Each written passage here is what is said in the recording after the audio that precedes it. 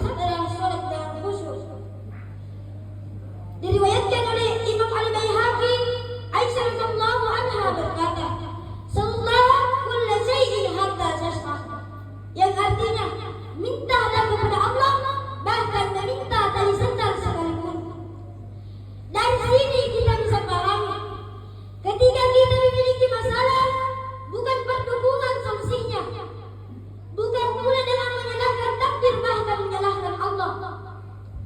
Namun mari kita periksa diri kita, bagaimana hubungan kita dengan Allah melalui sholat?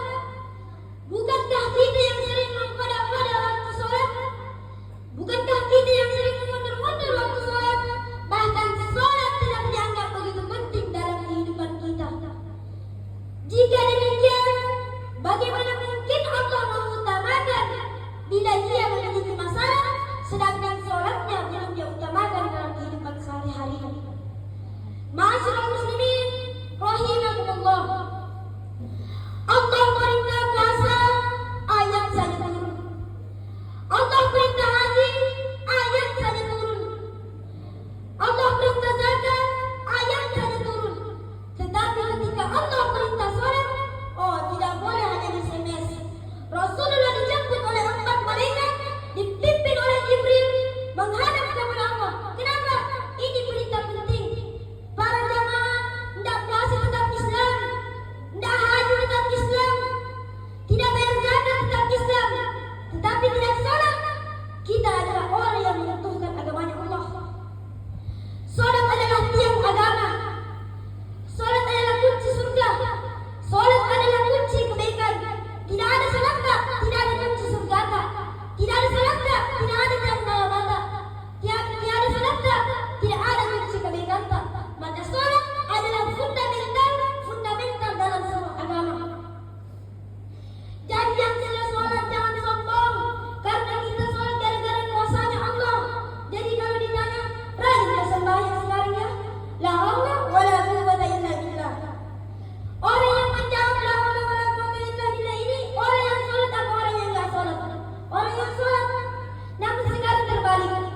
Orang yang tidak sholat dikatakan kamu tidak sholat, dia berkata la haula wala quwwata illa billah.